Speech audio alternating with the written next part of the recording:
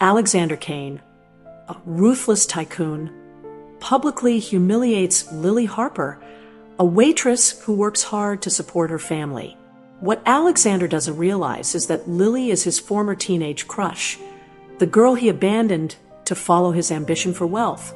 The camera opens in a fancy restaurant, bathed in warm lighting that reflects off silver cutlery and gleaming crystal glasses. Ethan Blackwood walks in, as if the world were a red carpet rolled out just for him, his cold blue eyes scanning the room with a mix of arrogance and boredom. He's the kind of man who looks like he was born wearing an Armani suit with $1 million contract in his hand. On the other side of the dining hall, Sophie Miller balances a tray full of plates while trying not to trip over her own exhaustion. She has that simple yet charming look, brown hair pulled into a messy bun, and a smile that seems to say, "I can handle anything, but today, well, today she's too rushed to notice that Ethan is sitting at her table. She approaches, jotting down orders quickly. When it happens, a silly mistake anyone could make on a busy night. Ethan orders a rare steak, but Sophie writes down, "Well done." When the plate arrives, he doesn't even touch it. He just pushes it away with an exaggerated sigh. "Do you really think I'd pay for this?" he mutters, his voice sharp as a blade. The entire restaurant freezes, and Sophie feels her cheeks burn as she mumbles an apology. But then, something strange happens. She locks eyes with him for just a second, and deep inside, there's a flicker of recognition. Ethan feels it too, but he hides it, because that's what he does. He buries anything that looks like vulnerability beneath layers of pride. As Sophie walks back to the kitchen, holding back tears, her mind drifts to years ago. She remembers a different Ethan, a skinny boy full of dreams who promised to come back for her after conquering the world. Back then, they were just two kids struggling to survive in a place where opportunities were scarce, but the love between them was as vast as the night sky. Sophie shakes her head, pushing the memories away. That Ethan is gone. She tells herself, this one is just a rich man who forgot where he came from. But fate has a funny way of playing with people. As Ethan finishes his dinner and leaves without tipping, he doesn't realize that Sophie is keeping a secret that could turn his world upside down. And that secret, well, it's about to step out of the shadows and change everything. The lesson here isn't clear yet, but one thing is certain. Sometimes the people we least expect are the ones we most need to face. Now, let's take a step back in time, because what happened between Ethan and Sophie isn't something that can simply be ignored. There they were, years ago, two young souls trying to survive in a neighborhood where the streets always seemed empty of hope. Ethan was that skinny boy with eyes too full of dreams to fit inside him. He worked 3 jobs just to put food on the table for his sick mother, yet he still found time to smile whenever he saw Sophie walking down the sidewalk with her old books tucked under her arm. She, in turn, had that quiet strength, a girl who knew life wasn't fair but never let that dim her light. They fell in love fast, as if the universe had decided those two hearts needed to find each other. Ethan promised Sophie he would come back for her, no matter what. "I'm going to make a fortune," he'd say, holding her hands in his. "And when I come back, I'll take you out of this place. We'll build something together." Sophie believed him. Of course she did. How could she not? But time has a cruel way of testing promises. And when Ethan finally got what he wanted, he disappeared without even looking back. Back in the present, Sophie sits at the kitchen table, a cup of cold coffee beside her, and a pile of bills that seems to grow by the day. Little Emily, her 5-year-old daughter, plays on the floor with colorful blocks, laughing as if the world were a magical place. Sophie watches her, feeling a mix of pride and pain. Emily is the spitting image of Ethan, with the same blue eyes and that effortless smile. But Ethan never knew she existed. And maybe that's for the best. Or is it? Meanwhile, Ethan sits in his massive office, surrounded by glass walls and cutting-edge technology, yet feeling strangely empty. He thinks about the waitress at the restaurant, about that moment when their eyes met. Something about her unsettles him, like an old song stuck in his head. He shakes his head, trying to push the thought away. This doesn't make sense, he mutters to himself. But deep down, way deep down, he knows there's something there, something he doesn't want to face. And as these two live their separate lives, fate keeps working behind the scenes, ready to bring them back together. Because some stories don't end until every chapter has been read. Ethan isn't the kind of man who believes in coincidences, but it seems the universe is determined to test his patience. He returns to the same upscale restaurant a few weeks later, this time accompanied by a group of executives he's trying to close an important deal with. The place is packed, and Sophie is rushing from one table to another like a busy bee in its hive. She freezes for a moment when she sees Ethan sitting at the main table, but she quickly masks her reaction. She can't afford to falter now, not with bills piling up and Emily waiting for her at home. The night starts off smoothly until Ethan makes a very specific request: the most expensive bottle of wine on the menu, but only if Sophie is the one to serve it. His colleagues laugh, thinking he's joking, but Sophie knows it's not a joke. It almost feels like he's challenging her, or maybe challenging himself. When she arrives at the table with the bottle, her hands tremble slightly, but she keeps her posture steady. "Mr. Blackwood," she says, her voice sharp as glass, "your choice of wine." Ethan watches her closely as she pours the wine, noticing details that had previously escaped him. The way she holds the bottle, the subtle way she avoids looking directly at him. It all feels familiar. "Have we met before?" he asks casually, though his tone suggests he already knows the answer. Sophie hesitates for a second, then shakes her head. "No, sir, must be your imagination." But Ethan isn't a fool. He starts piecing things together, flashes of the past coming back. That poor neighborhood, the shared dreams, the promise he made but never kept. He wants to ask more, to push her until she tells him the truth, but something stops him. Maybe it's the way Sophie keeps her distance, as if she's protecting something precious. Or maybe it's his own pride, still throbbing like an open wound. Meanwhile, Sophie is caught in an internal whirlwind. Every time Ethan speaks, it feels like she's being pulled back in time, reliving moments she swore she had buried. But she can't let him find out about Emily, not yet. There's too much at stake. Too many secrets she has kept for years that could change everything if revealed. By the end of the night, Ethan leaves the restaurant with more questions than answers. He gets into his car, slamming the door shut, and mutters to himself, "Who the hell are you, Sophie Miller?" Meanwhile, Sophie is in the restaurant's kitchen, washing dishes with shaky hands. She knows this encounter wasn't random. The universe is about to play its cards again. The next few days are a blur for Sophie. She tries to keep her head down, focus on work, and take care of Emily, but something inside her is restless. It's as if the ghost of her past is sitting on her living room couch, watching her every move with those piercing blue eyes. Ethan won't leave her mind, not the arrogant way he commands a room, nor the flicker of vulnerability she saw in him that night at the restaurant. On the other hand, Ethan is obsessed. He starts frequenting the restaurant more often than he should, always finding an excuse to be there. Business, he tells his colleagues, but everyone knows it's something else. He tries to start conversations with Sophie whenever he can, but she's a fortress.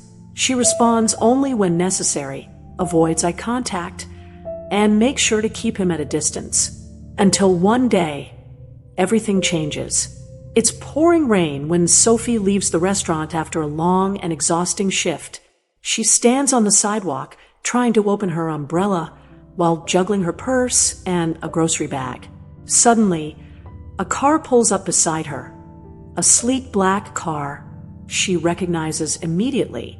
The window rolls down, and there's Ethan wearing that unreadable expression she hates so much. "Need a ride?" he asks, as if it's the most natural thing in the world. Sophie hesitates, but the rain is getting heavier, and she knows the bus won't arrive for at least half an hour. With a resigned sigh, she gets into the car. The silence between them is thick, almost tangible. Ethan drives without a word, but his eyes keep flicking to her, studying her like a puzzle he hasn't figured out yet. "Who are you, Sophie?" he finally asks, his voice softer than she expected. Sophie closes her eyes for a moment, trying to find the right words. But then, something happens. The car passes by a park where children are playing in the rain, and she sees Emily running with the other kids, laughing as if the world is a perfect place. Ethan follows her gaze and freezes. "Wait, that little girl," he starts, but the words die in his throat. He looks at Sophie, and for the first time, she can't hide the truth. Her eyes are filled with tears, and she knows there's no more running. "She's your daughter, Ethan," Sophie finally says, her voice trembling. "Emily, she's 5 years old." The weight of her words hits Ethan like a punch to the gut. He can barely breathe. "How? Why?" he stammers, but Sophie cuts him off. "I tried to tell you," she says, pain evident in her voice. "But your family, they stopped me. They said I wasn't good enough for you." Ethan stays silent, processing everything. He wants to yell, demand answers, but something stops him. Maybe it's the way Sophie looks so fragile, so tired of fighting the world alone. Or maybe it's the image of Emily running through the rain, now burned into his mind forever. Ethan steps out of the car like a man in a trance, his shoes sinking into the puddles as he walks automatically toward the park. The rain pours down in sheets, but he doesn't even feel it.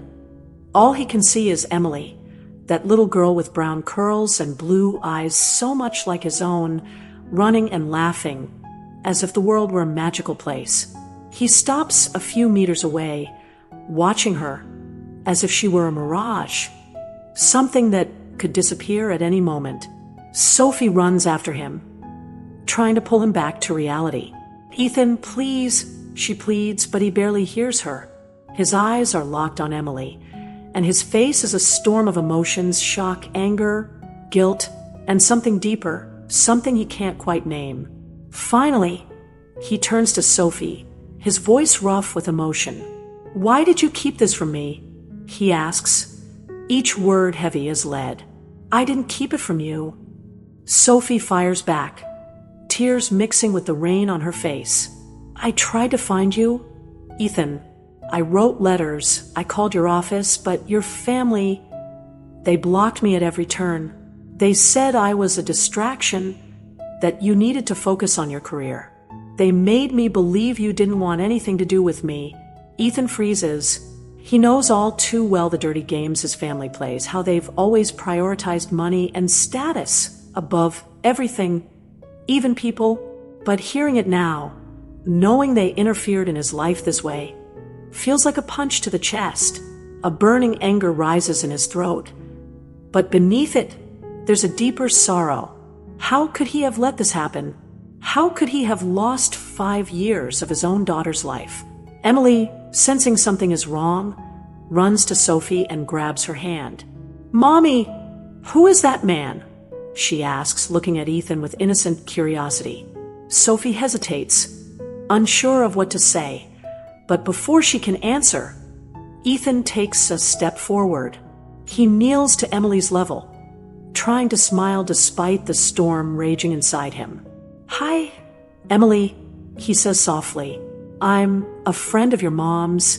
Emily furrows her brows, clearly confused, but then she smiles back. "You have pretty eyes," she says, and Ethan feels like the air has been knocked out of his lungs. That innocence, that purity, he never knew how much he needed it until this moment. Later that night, Ethan sits on the edge of his bed, still soaked from the rain, trying to process everything that happened. He thinks about all the times he wondered why his life felt empty, even with all the money and success. Now he knows, because he was incomplete, because there was a part of him, an important part that he never even knew existed. But the anger is still there, simmering beneath the surface. He decides he's going to confront his family, demand answers. Yet deep down, he knows this won't be easy. There are secrets buried there that go far beyond Sophie and Emily. Secrets that could shake everything he thought he knew about himself. Ethan isn't the kind of man who wastes time. As soon as the sun rises, he's already on his way to the Blackwood estate, an imposing structure that looks more like a museum than a home. He storms inside, his footsteps echoing against the cold marble floors as he moves through the vast hallways. His parents are having breakfast in the formal dining room, surrounded by crystal and silverware, but Ethan has no interest in etiquette or tradition. He wants answers.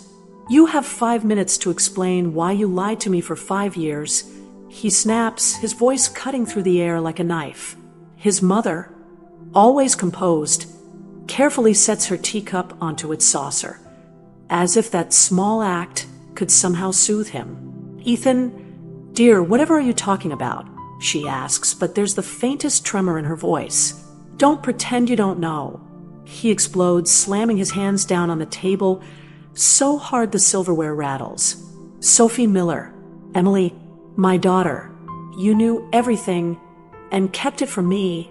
His father, a stern man with a face carved from stone, finally looks up from his newspaper.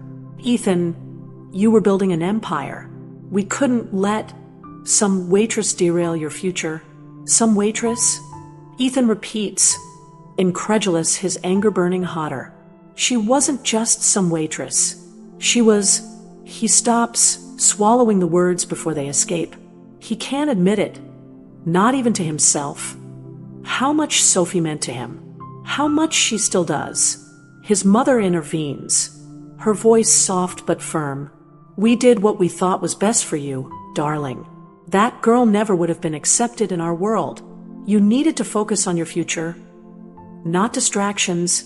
"Distractions?" Ethan hisses, the word tasting like poison. "My daughter is not a distraction. She is my life." The confession hangs in the air, heavy and undeniable. Ethan feels as though he's just opened a door that can never be closed again. He sees it in his parents' eyes. They knew everything and chose to ignore it. They put money, status, and the Blackwood name above all else, even their own grandchild. But Ethan's anger isn't just directed at them. A part of it is aimed at Sophie, too. Why didn't she fight harder? Why did she give up so easily? He knows it's unfair to think that.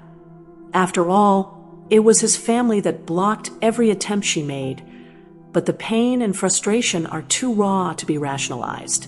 Later, alone in his office, Ethan tries to gather his thoughts. He feels like he's being pulled in two opposite directions. On one side, there's the overwhelming need to protect Emily, to make sure she has a better life than he ever did. On the other, there's the fear of losing control, of watching his perfectly structured world spiral into chaos. He knows he has to make a decision, and that decision will change everything. Ethan isn't the kind of man who does things halfway. When he decides to act, he's like a runaway train, relentless, determined, and impossible to stop. He hires the most expensive lawyers in the city, the ones who know how to turn a courtroom into a battlefield. Sophie receives the official notice in the middle of her shift at the restaurant.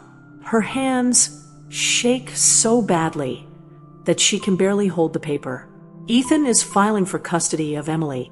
It feels like the ground has been ripped out from under her feet. She always knew Ethan was powerful, but She never imagined he would use that power against her. "He can't just take my daughter from me," she murmurs to herself, trying to stay calm as she scrubs dishes in the kitchen.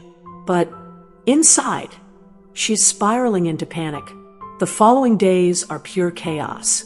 Lawyers come and go from Sophie's modest home, scrutinizing every detail of her life. They ask tough questions, challenge her choices, point out flaws she never even considered. "You work too much," one of them remarks, almost condescendingly. "How can you take care of Emily if you're always busy?" Sophie wants to scream, wants to tell them that she does all of this for Emily, but the words get stuck in her throat. Meanwhile, Ethan is buried in strategy meetings with his legal team. He knows he has the upper hand, money, influence, unlimited resources. But something about this doesn't sit right. He looks at the photos of Emily scattered across his desk. Pictures of her laughing, playing, being happy. And the more he stares, the more he realizes that this fight isn't about winning or losing. It's about Emily. "What are you doing, Ethan?" he asks himself out loud, sitting alone in the silence of his office. He thinks of Sophie, her quiet strength, the sacrifices she's made for years to raise Emily on her own. He thinks of his own family's mistakes, the scars he still carries from growing up under the weight of their expectations. Am I just repeating the same mistakes? The first hearing is tense. Sophie arrives wearing the best outfit she can afford, trying to look confident as she holds Emily's small hand. Ethan walks in with his flawless suit, surrounded by lawyers who look like hawks ready to strike. But when he sees Emily, that polished facade of his seems to falter. The judge listens to both sides, but it's clear that Ethan has the legal advantage. Sophie, however, refuses to back down. She stands and speaks directly to the judge, her voice trembling but full of raw honesty. "I know I don't have much, Your Honor. I don't have money or influence or a mansion to offer my daughter. But I have love. I have given everything I am to raise her, to protect her, to make sure she knows how much she is loved. And that is something no amount of money can buy." Her words hang in the air, striking something deep within Ethan. He feels a lump in his throat, a mix of guilt and admiration. He realizes he's not fighting against Sophie. He's fighting against himself. The legal battle between Ethan and Sophie drags on for weeks, each hearing more intense than the last. Ethan's lawyers present evidence that Sophie works long hours as a waitress, arguing that this prevents her from providing a stable life for Emily. They submit detailed reports on the luxurious lifestyle Ethan can offer: private schools, international trips, access to everything money can buy. Sophie, on the other hand, fights with the weapons she has: photos of Emily smiling at the park, drawings the little girl made for her, letters from her teacher praising her dedication as a mother. But while the adults fight, Emily begins to feel the weight of it all. She notices the hushed conversations, the worried looks, the way Sophie sometimes sneaks off to cry in the bathroom. One night, as Sophie tucks her into bed, Emily asks with that heartbreaking childlike innocence, "Mommy, why does that man want to take me away?"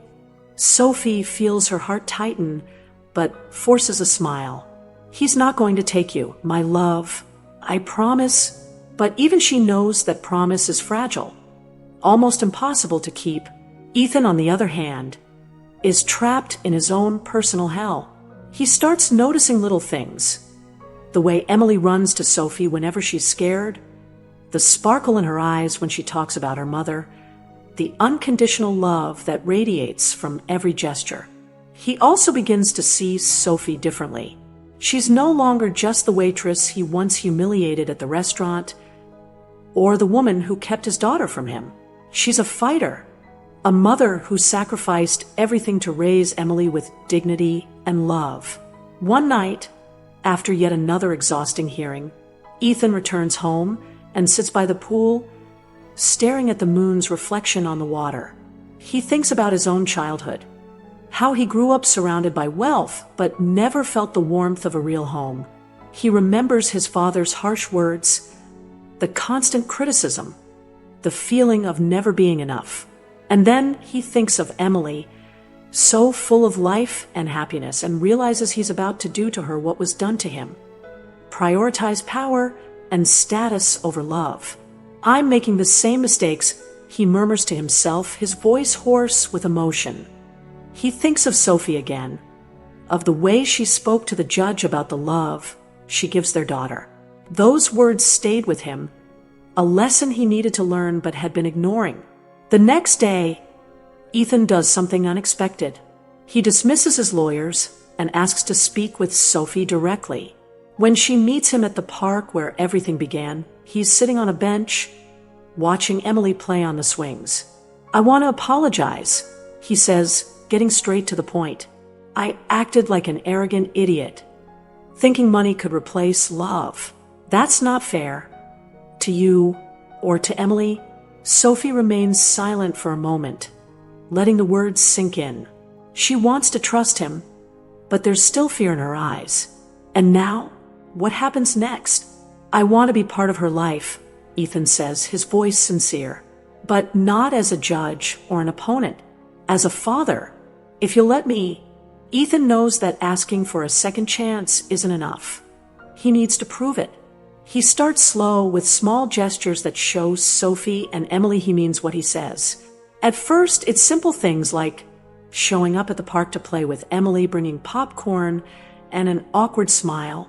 He sits beside Sophie on the bench, keeping a respectful distance, but his eyes are always on Emily, watching every laugh, every movement.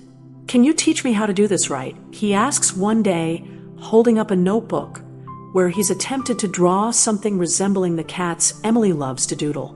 Sophie chuckles softly, surprised by his vulnerability.